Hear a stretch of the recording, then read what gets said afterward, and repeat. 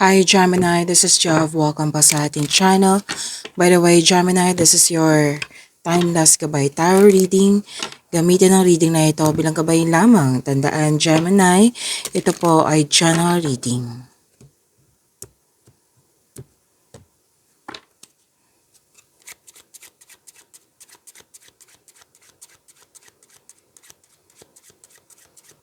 Mga parating po para kay Gemini.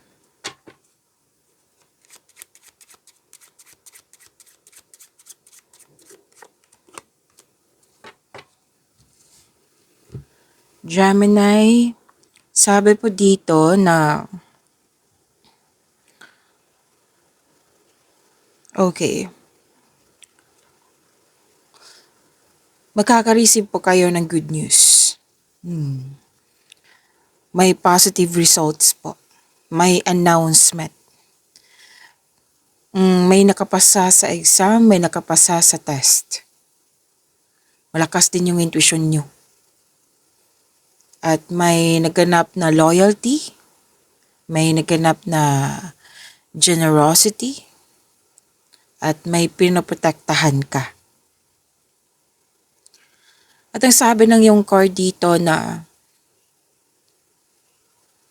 may target ka may goal ka. So sabi ng card, strong values and good intention. Yan. Ito yung kailangan para maabot mo yung gusto mo. Okay? And this is success in love, which is good, di ba? Ang ganda nito. Faithfulness,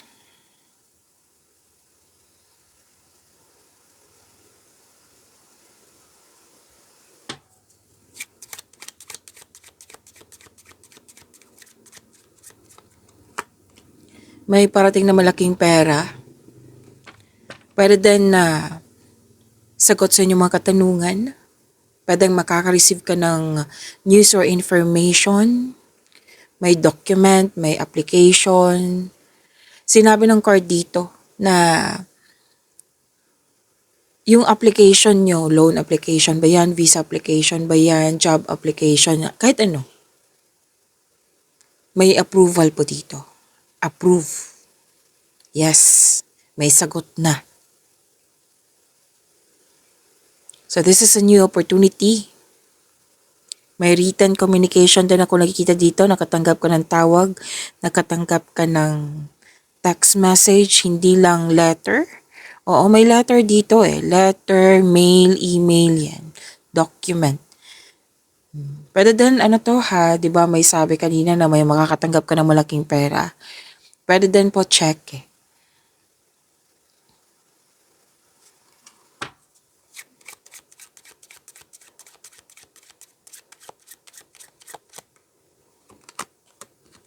May mahalagang announcement or invitation. Tapos, dalawang card na mismo nagsabi dito na makakatanggap ka ng mahalagang mensahe. Pero most likely, tawag ito. May resulta. So, ilang beses na lumabas? 3 na po. Diba? Kanina, sinabi ko kanina na makakatanggap ka ng magandang balita. Makakatanggap ka ng mail, document, tawag, text. Andito na naman, 3 card na po ang nagsabi niyan. May important message po.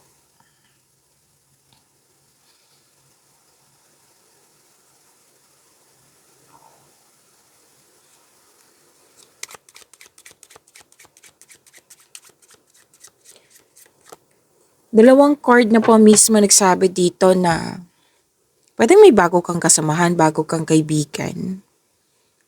Nagkaroon kayo ng time ngayon. Wow, Gemini. Ilang beses lumabas dito.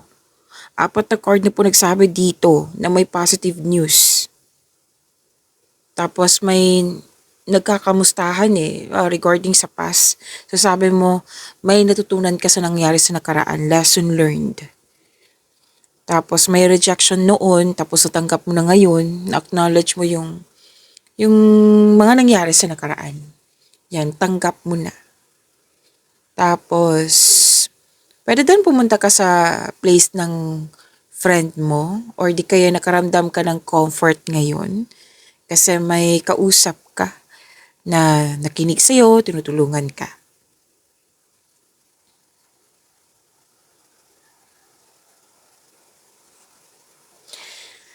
At sabi din dito na may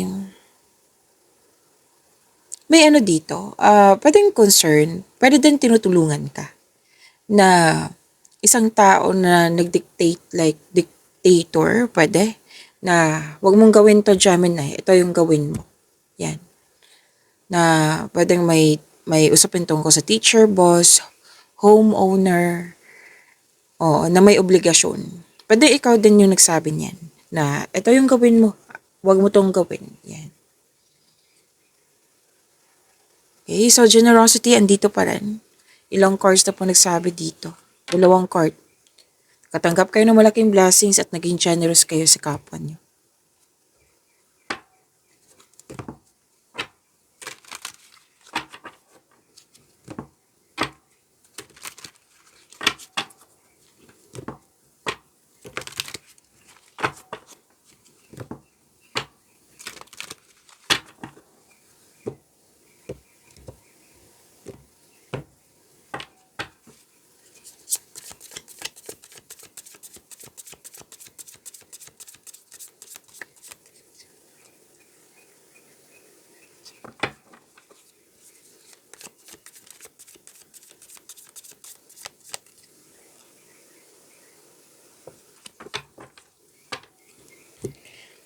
Gemini, maraming salamat po sa mga hindi nag-skip ng ads.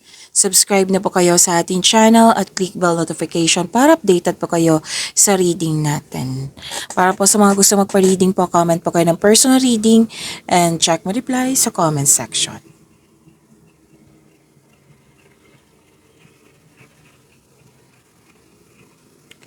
Wow.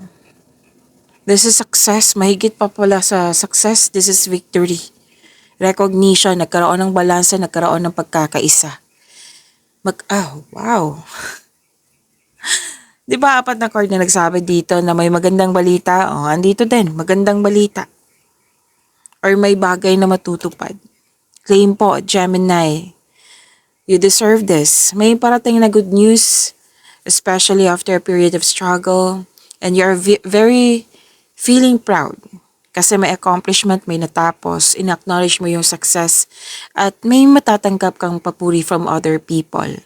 Nagsumikap ka at deserve mo itong tagumpay na ito, so allow yourself to shine in this moment. Yan. Magaling ka sa mga ginagawa mo, sabi ng iyong card.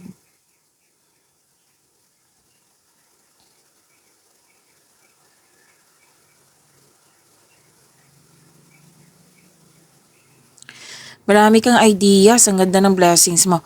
Marami kang ideas, new ideas, clarity. Yan, bibigyan mo to ng aksyon para magkaroon siya ng maagang resulta, nagkaroon ng determination. May magaganap din na importanteng pag-uusap po, confrontation sa isang tao. Malakas ang iyong intuition, yes, at sinabi ng iyong card na makinig sa inyong intuition kung pwede po, kung gusto nyo. Oo, kasi ito yung gagabay sa iyo patungo sa susunod na hakbang ng pagkilos. Napansin din nila na may improvement sa communication skills mo.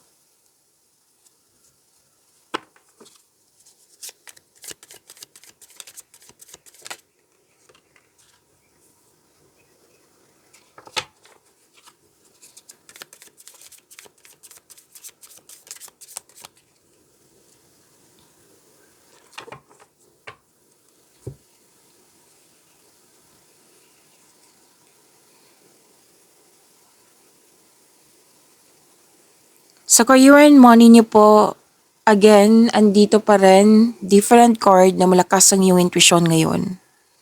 Self-study, nakikita ko rin dito. Ang lakas ng energy ng feminine dito, babae. Pwede ikaw to, pwede siya. Na malaki ang kanyang influence. Nagbigay ng wisdom message, naka-receive kayo niyan, or pwedeng ikaw yung nagbigay ng wisdom message sa kapwa mo.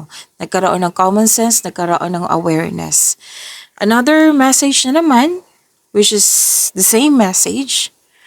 Oo, different card siya ha, from here to here, na makinig sa inyong intuition. in making financial or business decision. And naghahanap ka ng sagot sa inyong mga katanungan dito, solusyon sa inyong problema. As sinabi ng card, nasa iyo na yung sagot, nasa iyo na yung solusyon. Trust your own counsel first. Kumbaga, huwag kang umasa sa opinion ng iba, trust yourself first. Okay? Maaaring may malalaman kayong sekreto po.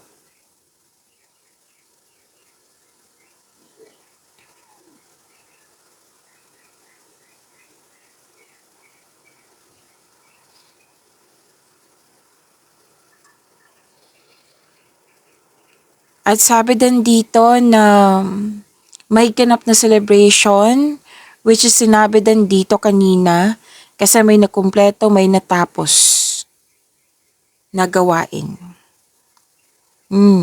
May nakita rin akong ano dito, may gantimpala kang matatanggap, maaring mana ito, or promotion, or recognition. After nito, magre-rest day ka or magbakasyon, masaya at nag-celebrate.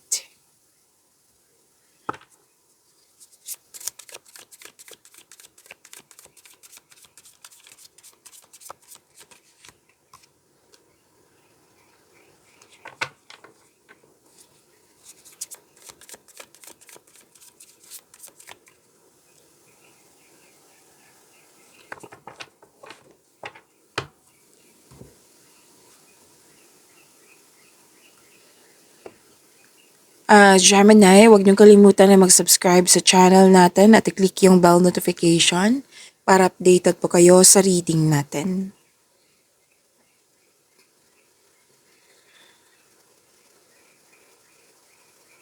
Okay, sa love life, self-love, partnership, and romance. May bagong connection, may romance na parating sa iyo. Maaaring parating na to or nasa harap mo na. Sa mga marelasyon sa buhay mag-asawa, the couple is divinely guided. At sinabi ng iyong card dito na soulmate mo siya. Nagkaroon din ng time for yourself. Yes, you love yourself more. Ang ilan dito nagpaganda, nagpapogi, nagkaroon ng panahon sa sarili nga. Like, bumili ng mga beauty application like yung mga pampaganda. Nagpa-spa, nagpa-salon.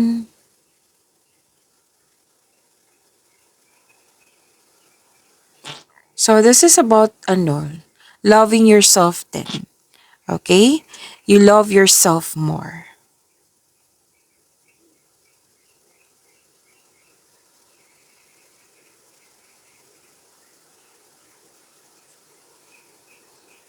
Okay. May natapos dito eh. May natapos like yung paulit-ulit na lang na concern. Single ka man may relasyon sa buhay mag-asawa. Hindi lang to sa person mo. Pwedeng ito sa matalik mo kaibigan, kung sino man yung taong malapit sa'yo. May natapos. Ang unang nakita ko dito is, yung paulit-ulit na lang na concern. Tapos ngayon, nabigyan na ng solusyon, nagbigyan na ng sagot. Kumbaga tapos na. Or pwede din na may nangyari or naalala na natapos na koneksyon. Pwede yung pinag-usapan mo to kasi may mga kausap ka dito kanina. Diba? Sabi ko kanina may mga kausap ka.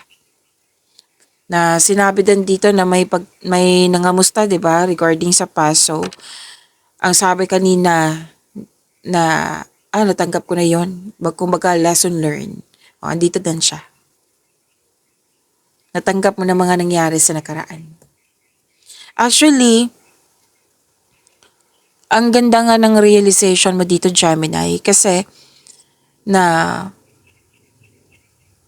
natanggap mo siya at after nitong pagtanggap, may realization like nagbigay talaga to ng kapayapaan sa iyo at pasasalamat. Na thankful ka.